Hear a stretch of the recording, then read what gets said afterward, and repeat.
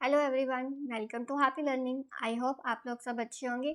आज की इस वीडियो में हम पढ़ने वाले हैं परफेक्ट कंपटीशन में लॉन्ग रन इक्विलिब्रियम पॉइंट हमें कहाँ मिलता है। लास्ट वीडियो में हमने पढ़ा था शॉर्ट रन इक्विलिब्रियम पॉइंट हमें कहाँ मिलता है, और इस वीडियो में हम लॉन्ग रन के बारे में बात करने वाले हैं। अगर आपने वो वीडियो नहीं देखी है तो उसे देख लेना। परफेक्ट कॉम्पिटिशन में एक बार रिवाइज कर लेते हैं हमने क्या क्या पढ़ा था। परफेक्ट कॉम्पिटिशन में एक इंडिविजुअल फर्म जो है वो प्राइस टेकर होती है, नॉट मेकर। प्राइस कौन डिसाइड करता है? एक इंडस्ट्री डिसाइड करती है। फर्म अपना आउटपुट तो डिसाइड करती है प्रॉफिट को मैक्सिमम करने के लिए, लेकिन प्राइस इंडस्ट्री ही डिसाइड करती है। नेक्स्ट क्या पढ़ा था हमने? Homogeneous product. हर एक इंडिविजुअल फर्म जो है होमोजीनियस प्रोडक्ट बनाती है, एक जैसे प्रोडक्ट बनाती है। Free entry and exit of firm. हमने पढ़ा था कि परफेक्ट कंपटीशन में अगर किसी फर्म को लॉस होता है तो वो मार्केट छोड़ के जा भी सकती है, और अगर किसी फर्म को एंटर करना है मार्केट में तो वो इजीली आ भी सकती है। Perfect knowledge. यहाँ पर माना जाता है कि हर एक बायर को मार्केट की परफेक्ट नॉलेज है। कोई भी सेलर प्राइस ज़्यादा चार्ज नहीं कर सकता due to the perfect knowledge. अब बात करते हैं हम इक्विलिब्रियम के बारे में। इक्विलिब्रियम दो तरह के होते हैं, शॉर्ट रन और long run. Short run period कौन सा होता है? जिसके अंदर कुछ एक फैक्टर फिक्स होते हैं और कुछ एक वेरिएबल। लॉन्ग रन में सभी के सभी फैक्टर वेरिएबल होते हैं। मान लीजिए अगर हमने प्लांट एंड मशीनरी को रिप्लेस करना है या फिर अपनी कैपिटल इंक्रीज या फिर डिक्रीज करनी है तो हम लॉन्ग रन में इजीली कर सकते हैं, लेकिन शॉर्ट रन में नहीं कर सकते क्योंकि शॉर्ट रन में ये फिक्स फैक्टर होते हैं। लास्ट वीडियो में हमने शॉर्ट रन में 3 केसेस के बारे में बात की थी। फर्स्ट केस था super normal profit. Super normal profit कब होता है? जब price is greater than average cost. ये प्राइस है, ये ई पॉइंट पे इक्विलिब्रियम पॉइंट है, और ये एवरेज कॉस्ट यहाँ आ रही है।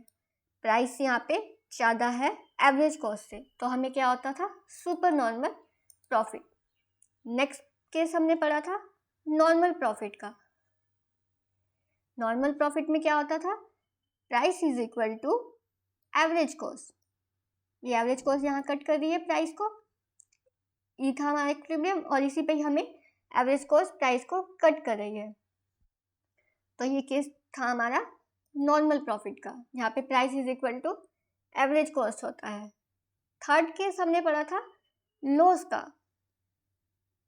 लॉस में क्या होता है? प्राइस कम हो जाता है एवरेज कॉस्ट से, हमें एवरेज कॉस्ट ज़्यादा बियर करनी पड़ती है और ये हो जाता है हमारा लॉस।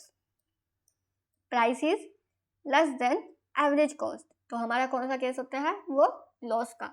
सुपर नॉर्मल प्रॉफिट में क्या होता है? Price is greater than average cost. Normal profit में price is equal to average cost. Loss में price is less than average cost.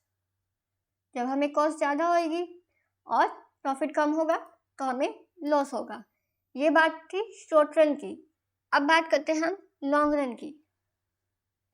Long run में हमें इक्विलिब्रियम कहाँ मिलता है? कौन से केस में मिलता है? सिर्फ नॉर्मल प्रॉफिट में। अब लॉन्ग रन में हमें सुपर नॉर्मल प्रॉफिट और लॉस का केस क्यों नहीं होता? क्यों? क्योंकि यहाँ पे सारे फैक्टर्स वेरिएबल होते हैं।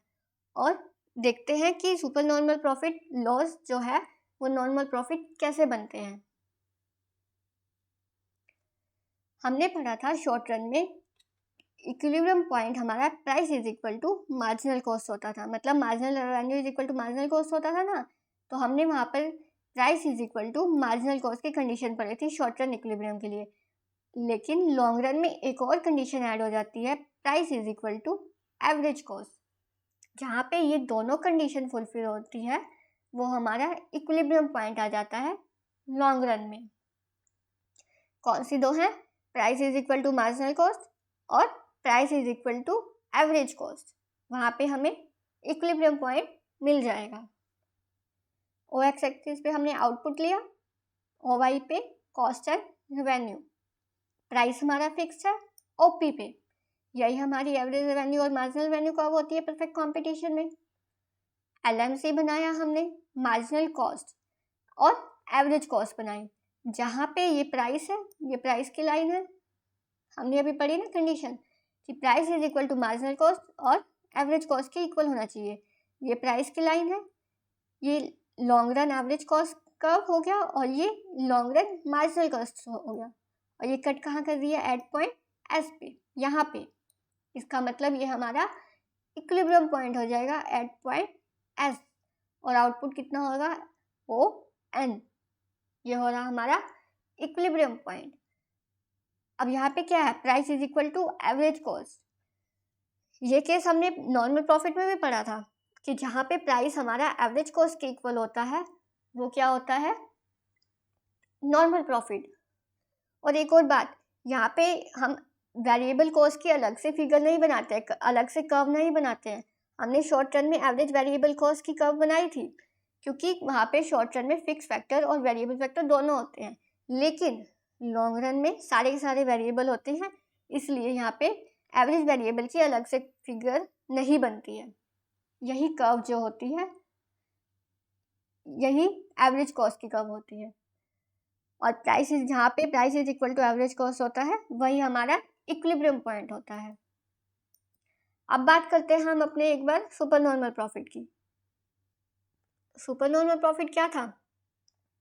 जहाँ पे प्राइस ज़्यादा होता है एवरेज कॉस्ट से। अब मान लीजिए कि मार्केट में सुपर नॉर्मल प्रॉफिट की कंडीशन एग्जिस्ट कर रही है, मतलब फर्म को काफ़ी प्रॉफिट हो रहा है, उनका प्राइस ग्रेटर है देन एवरेज कॉस्ट से। तो क्या होगा? हमने पढ़ा ना कि ईजिली आ सकती है और ईजिली जा भी सकती है फर्म इंडस्ट्री में। तो जब सुपर नॉर्मल प्रॉफिट की कंडीशन होगी मार्केट में तो नई फर्म एंटर करेंगी मार्केट में, और जब न्यू फर्म एंटर करेंगी तो क्या होगा? सप्लाई इंक्रीज होगी। सप्लाई इंक्रीज होगी तो कॉस्ट भी इंक्रीज होगी। सप्लाई इंक्रीज हुई, कॉस्ट इंक्रीज हुई, तो प्राइस धीरे धीरे कम होना शुरू हो जाएगा। और अगर प्राइस धीरे धीरे कम होना शुरू हो जाएगा तो ये हमारा S&P जो है, मतलब सुपर नॉर्मल प्रॉफिट जो है, वो इसमें आ जाएगा, नॉर्मल प्रॉफिट की केस में आ जाएगा। नई फर्म एंटर करेंगी, सप्लाई बढ़ेगी, प्राइस कम होगा, तो हमारा सुपर नॉर्मल प्रॉफिट क्या बन जाएगा? नॉर्मल प्रॉफिट में कन्वर्ट हो जाएगा। और तब तक फर्म एंटर करती रहेंगी जब तक कि super normal profit normal profit नहीं बन जाता।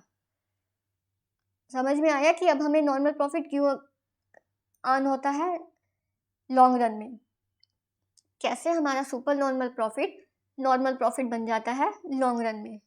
और अब बात करते हैं हम लॉस की। लॉस में क्या था? जहाँ पे प्राइस कम होता है और एवरेज कॉस्ट हमारी ज़्यादा होती है, यही था ना ये लॉस की बात। अब मान लीजिए लॉस हो रहा है तो जो स्मॉल फार्म्स होंगी वो तो एग्जिस्ट कर ही नहीं पाएंगी लॉन्ग रन में, वो तो अपनी छोड़ के जाएंगी ही इंडस्ट्री। जब कुछ एक फार्म, स्मॉल फार्म्स जो है, इंडस्ट्री छोड़कर जाएंगी तो जो एग्जिस्टिंग लार्ज फार्म बच जाएंगी वो क्या करेंगी? अपना सप्लाई कम कर देंगी ताकि उन्हें लॉस कम बियर करना पड़े। और जब वो लॉस कम बियर करना पड़ेगा, धीरे धीरे सप्लाई तो कम हो रही है, जब सप्लाई कम होगी तो धीरे धीरे प्राइस क्या होगा? बढ़ने शुरू हो जाएंगे, तो लॉस भी कवर होना शुरू हो जाएगा और वापस से हमें नॉर्मल प्रॉफिट आ जाएगा। तो हम कहाँ पर ही आ जाएंगे? लॉस से फिर वापस से हम नॉर्मल प्रॉफिट की तरफ आ जाएंगे। जब स्मॉल फर्म छोड़ के चली जाएंगी, सप्लाई कम हो जाएगी, प्राइस धीरे धीरे बढ़ने शुरू हो जाएंगे, तो लॉस हमें कवर होना शुरू हो जाएगा और हमें वापस से नॉर्मल प्रॉफिट आ जाएगा। और ये तब तक होता रहेगा जब तक कि हमें नॉर्मल प्रॉफिट नहीं मिल जाता। स्मॉल फर्म तब तक छोड़ के जाती रहेंगी फर्म इंडस्ट्री को जब तक हमें नॉर्मल प्रॉफिट की कंडीशन नहीं आ जाती। आई होप कि आपको समझ आया होगा कि सुपर नॉर्मल प्रॉफिट और लॉस कैसे लॉन्ग रन में नॉर्मल प्रॉफिट बन जाता है। सुपर नॉर्मल प्रॉफिट के केस में क्या था? नई फर्म एंटर कर रही थी, सप्लाई बढ़ रही थी, सप्लाई बढ़ रही थी तो प्राइस कम हो रहा था धीरे धीरे, जिससे super normal profit normal profit में कन्वर्ट हो गया। लॉस में क्या था?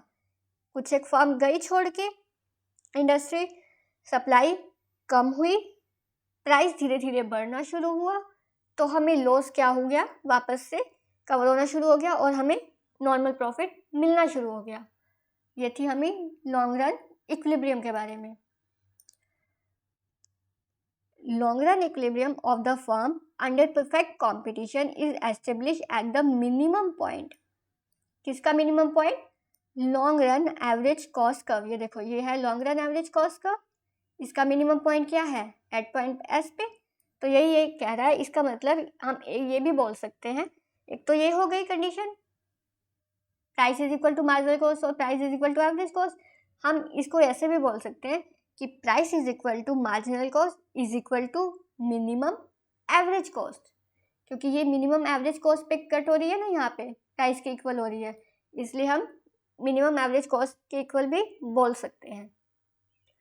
और इधर एक और चीज़ भी बोल सकते हैं हम, क्योंकि हमें पता है कि ये प्राइस लाइन जो है, ये प्राइस, ये हमारा डिमांड कर्व भी होता है।